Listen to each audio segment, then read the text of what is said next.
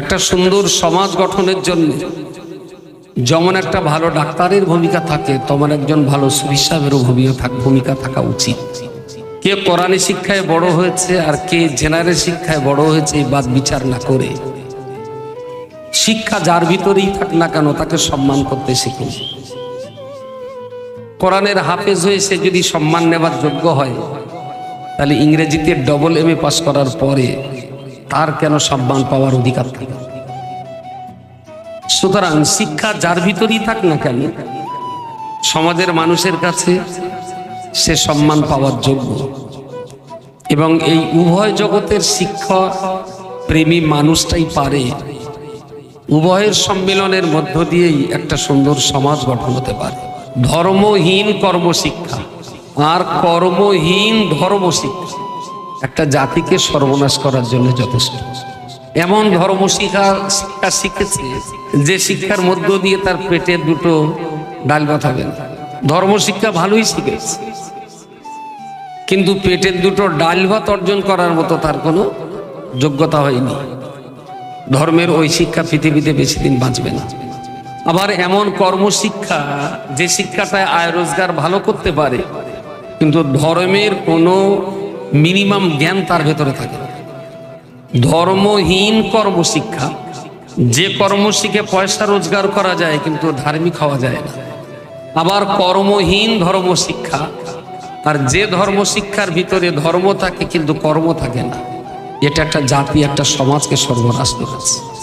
শিক্ষা এমনটাই হোক যার ভিতরে কর্মও থাক, যার ভিতরে ধর্মও থাক।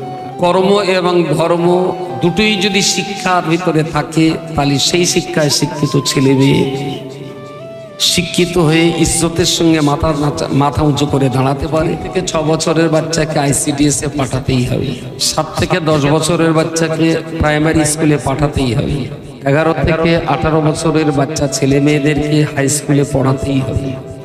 অতীতের মক্তবের বাচ্চারা স্কুলে প্রাইমারিতে ICDS এ পড়ছে কিনা তাদের কোনো তদারকি ছিল না। এখনকার এই মক্তবে পড়তে গেলে সে বাচ্চাগুলোকে হাই স্কুলে প্রাইমারিতে ICDS এ পড়ানো বাধ্যতামূলক। অতীতের মক্তব পুরনো দিনের সেই মক্তব যেগুলো প্রচলিত আছে, এই মক্তবগুলোর পূর্ণ দায়িত্ব ইমাম সাহেবের উপরে ঝেড়ে দেওয়া থাকে। ইমাম সাহেব কি করলো না করলো এইগুলো দেখে শুনে নেওয়ার মতো লোক অনেক গ্রামে অনেক মসজিদে থাকে না।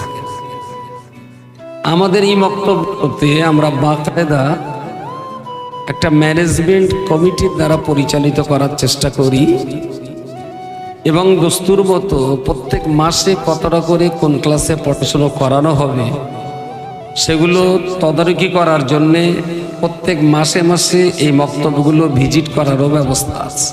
সব মিলিয়ে একটা সুনির্দিষ্ট প্ল্যান এবং সিস্টেমের মধ্য দিয়েই আমরা আমাদের বাচ্চাদেরকে শিক্ষার এই পথে নিয়ে আসার চেষ্টা করছি। সমাজের একটা ভুল ধারণা রয়ে গেছে দীর্ঘদিন ধরে, এই ভুল ধারণাটা পাল্টে দিতে হবে। কিছু মানুষ ভেবেছে যে হাদিস কোরআন না পড়লে পরকালে জান্নাতে যাওয়া যাবে না, আর কিছু মানুষ ভেবেছে বাংলা ইংরেজি অঙ্ক ভূগোল বিজ্ঞান না জানলে দুনিয়ায় বড় লোক হওয়া যাবে। এই দুটো ভাবনা দুটোই ভুল। কোরআন আর হাদিস শুধু পরকালের জান্নাতের জন্য পড়তে হয়, এটা ভুল কথা। ইসলামের এই শিক্ষাটা গ্রহণ করতে হয় প্রকৃত অর্থে একটা ভালো মানুষ তৈরি হওয়ার জন্য। কোরআন হাদিসের শিক্ষা যদি মানুষের ভিতরে না থাকে, আকারে আকৃতিতে দেখতে মানুষ হলেও তার ভিতরটা কখনো মানুষ হবে না। সেকেন্ড যে কথাটা, যে ভূগোল বিজ্ঞান ইতিহাস এগুলো না শিখলে পৃথিবীতে বড় লোক হওয়া যাবে না, আমি বলছি শুধু বড় লোক হওয়ার জন্যই ভূগোল বিজ্ঞান ইতিহাস পড়তে হয়, এটা ঠিক না। মুসলিমদের ইজ্জত সম্মান আর মর্যাদার সঙ্গে মাথা উঁচু করে বাঁচতে গেলে যেমন কোরআন হাদিস পড়াটা জরুরি, তেমন প্রয়োজন মতো ইংরেজি বাংলা অঙ্ক ভূগোল বিজ্ঞান ইতিহাস এগুলো পড়াটাও অত্যন্ত জরুরি। মুসলিম সমাজ অনেকটাই পিছিয়ে গেছে, দুটো কারণ তার ভিতরে বিশেষ কাজ করেছে।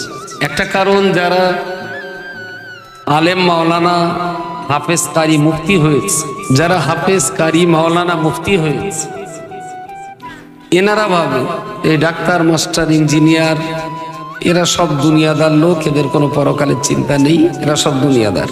আবার যারা একটু ডাক্তার, মাস্টার, ইঞ্জিনিয়ার, ভালো জেনারেল শিক্ষায় পাণ্ডিত্য অর্জন করেছেন, এরা আবার ভাবে আলেম, মাওলানা, কারি, মুফতি, পীর, সুফি সাহেব এরা সব হলো পরকাল নিয়ে পড়ে থাকে, এরা আধুনিক দুনিয়া নিয়ে কিচ্ছু জানে।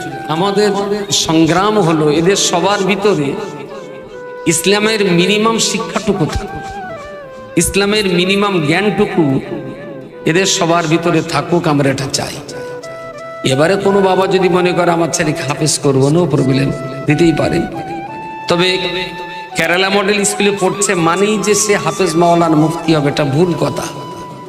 কেরালা মডেল এই স্কুলগুলো কোনো মাওলানা, মুফতি, হাফেজ, কারি তৈরি করার মাদ্রাসা নয়, এগুলো মুসলমানের বাচ্চাদেরকে মুসলমান তৈরি করার মাদ্রাসা।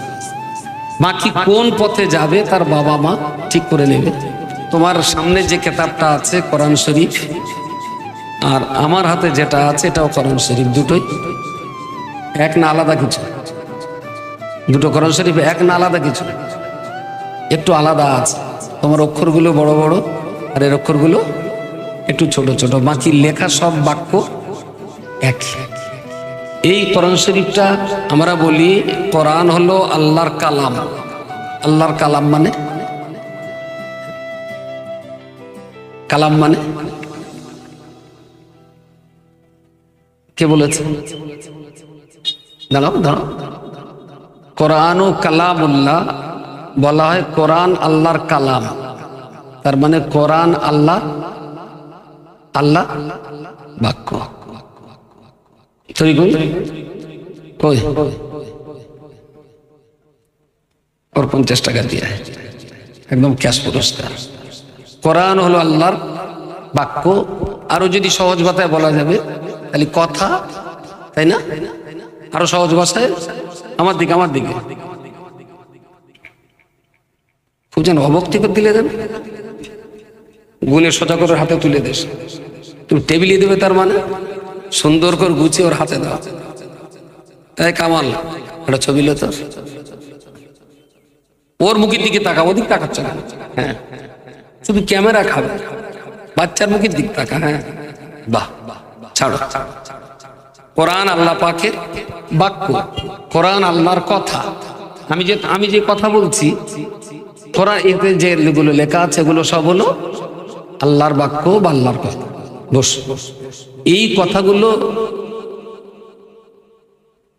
রাসূলুল্লাহর কাছে এনেছিলেন যে ফেরেশতা, সেই ফেরেশতার নাম জিবরাইল।